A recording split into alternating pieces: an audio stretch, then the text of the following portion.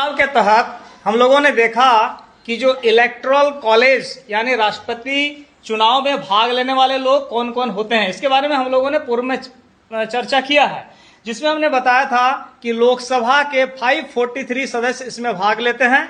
दूसरा, राज्यसभा में 233 सदस्य लेते हैं। 12 इसलिए नहीं लेते हैं क्योंकि 12 का मनोनयन किया जाता है राष्ट्रपति के द्वारा। इसी तरह हमारे देश के सभी हमारे जो 28 राज्य हैं उनके जो निर्वाचित एमएलए हैं, ठीक है, विधानसभा के सदस्य वो भी भाग लेते हैं, लेकिन विधान परिषद के सदस्य भाग इसमें नहीं लेते हैं। तो में हमारा 543 जो मेंबर्स होते हैं लोकसभा के, वो भाग लेते हैं। 2 जो है मनोनीत सदस्य एंग्लो इंडियन वो भाग नहीं लेते हैं, पहले भाग नहीं लेते थे। ये 2 एंग्लो इंडियन जो सदस्य इनको भी जो हमारा 126वें संविधान संशोधन विधेयक 2019 लाया गया और भारत के संविधान में 104वां संविधान संशोधन हुआ, उसके तहत अब एंग्लो इंडियन का जो मनोनयन होता था राष्ट्रपति महोदय के द्वारा वो अब नहीं होता है और 25 जनवरी 2020 से ये खत्म कर दिया गया। 25 जनवरी 2020 से खत्म कर दिया गया। तो आज हम जानते हैं कि एंग्लो इंडियन है क्या। जैसे हमने बताया कि जब हमारा देश गुलाम था, हमारे देश में अंग्रेजों ने 18वीं शताब्दी से लेकर 20वीं शताब्दी तक क्या किया, शासन किया। 18th सेंचुरी से 20th सेंचुरी तक उस समय बहुत से अंग्रेज अधिकारी आते थे, व्यापारी आते थे, सैनिक आते थे। तो इतने लंबे समय तक यहाँ रहे।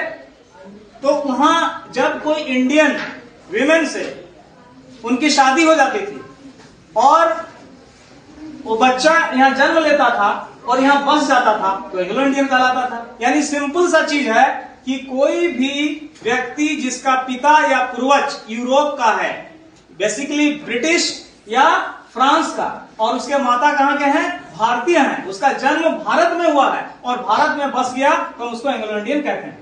तो चूंकि बहुत बड़े तादाद में लोग रहते थे तो देश आजाद हुआ तो उस समय हमारा क्या बना, संविधान। संविधान में एक अनुच्छेद है, संविधान का अनुच्छेद 366, जिसमें 30 मुख्य विषयों को रखा गया है, जिसमें एंग्लो इंडियन के बारे में भी अनुच्छेद 366(2) में है उल्लेख। उसमें SC ST का भी, SC का है 366(24) और ST का है 366(25). तो ये जो 366(2) एंग्लो इंडियन के लिए रखा गया कि इतने बड़े वर्ग का प्रतिनिधित्व कौन करेगा, उनकी आवाज को भी तो सुनने वाला कोई होना चाहिए, इसीलिए 2 लोगों का यहाँ मनोनयन होता था। लेकिन अब हटा क्यों दिया गया, क्योंकि 1960 तक इसको कायम रखना था। आगे विचार विमर्श के बाद उसको बढ़ाने की बात हो रही थी। तो अभी 2011 में जो जनगणना हुआ उसमें पता चला कि इनकी संख्या बहुत कम हो गई है, लगभग 296 के लगभग है। तो जब इतने कम संख्या 296 है तो उनके लिए प्रतिनिधि रखने की क्या जरूरत है। तो फिर जो है 2 एंग्लो इंडियन का जो मनोनयन होता था उसको खत्म कर दिया गया, इसके द्वारा 104वें संविधान संशोधन के द्वारा। मैं बता दूं कि लोकसभा में ही नहीं बल्कि 14 हमारे ऐसे विधानसभा जहां एंग्लो इंडियन का एक का मनोनयन होता था। यानी संविधान के 331 अनुच्छेद 331 के तहत लोकसभा में 2 एंग्लो इंडियन और 333 के तहत अनुच्छेद हर 14 राज्य के विधानसभा में एक एंग्लो इंडियन का मनोनयन होता था। ये 14 राज्य कौन कौन, आंध्र प्रदेश, तेलंगाना, बिहार, झारखंड, उत्तर प्रदेश, उत्तराखंड, मध्य प्रदेश, छत्तीसगढ़, गुजरात, केरल, कर्नाटक, महाराष्ट्र, पश्चिम बंगाल और तमिलनाडु। ये 14 राज्य में क्या होते थे, एंग्लो इंडियन के एक मेंबर को नॉमिनेट किया जाता था गवर्नर के द्वारा। हमारे झारखंड में भी जब हम लोग पढ़ते थे पहले तो कितने मेंबर्स, 82। तो 82 में 81 तो निर्वाचित होते थे, लेकिन एक एंग्लो इंडियन का मनोनयन होता था। कब, 2020 से पहले। हमारे यहाँ जो सबसे अंतिम एंग्लो इंडियन हमारे यहाँ मनोनयन जिनका हुआ था, ग्लेन जोसेफ गॉल्स्टेन का सबसे अंतिम बार हुआ था। लेकिन एक ऐसा एंग्लो इंडियन हमारे यहाँ निर्वाचित अभी तक हुए हैं जो कि राष्ट्रपति चुनाव में भाग लिए हैं। ये कौन है, डेरेक ओ ब्रायन। ये तृणमूल कांग्रेस के सांसद हैं, राज्यसभा के 3 बार के सांसद हैं। और 1912 में जब राष्ट्रपति का चुनाव हुआ, देश में 14वें राष्ट्रपति प्रणब मुखर्जी देश के राष्ट्रपति बने, तो उन्होंने अपना मत भी दिया। तो मत इसलिए नहीं दिया कि मनोनीत है, मत इसलिए दिया क्योंकि निर्वाचित है।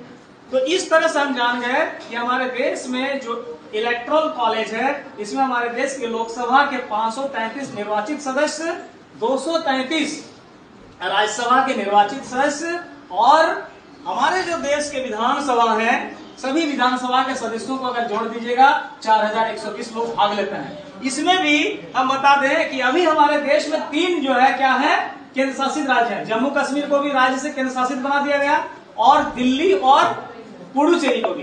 तो दिल्ली और पुडुचेरी के जो एमएलए थे उनको भाग लेने का अधिकार नहीं था, वो केंद्र शासित होते हुए भी क्या है, वहां पर विधानसभा है। तो 70वां संशोधन के तहत 1992 में दिल्ली पुडुचेरी के जो मेंबर्स हैं, यानी दिल्ली के 70 एमएलए और पुडुचेरी के 30 एमएलए को भी इसमें शामिल किया गया है, ठीक है ना। लेकिन 7 राज्यों में जो विधान परिषद है, जम्मू कश्मीर को हटा दीजिए तो 6 राज्य, क्योंकि जम्मू कश्मीर केंद्र शासित हो गया है, उत्तर प्रदेश, बिहार, महाराष्ट्र, कर्नाटक, आंध्र प्रदेश, तेलंगाना। तो ये विधान परिषद के सदस्यों को इसमें भाग लेने का अधिकार नहीं है। तो इस तरह से आज हमने बताया लोकसभा के कौन सदस्य भाग ले सकते हैं, राज्यसभा के कौन सदस्य भाग ले सकते हैं, कौन कौन से हमारे राज्य में एंग्लो इंडियन का मनोनयन होता था, एंग्लो इंडियन का अर्थ क्या है, और एंग्लो इंडियन को जो अनुमोदन करने, उनको नामित करने का अधिकार था, किस संशोधन के तहत इसको समाप्त किया गया, ठीक है।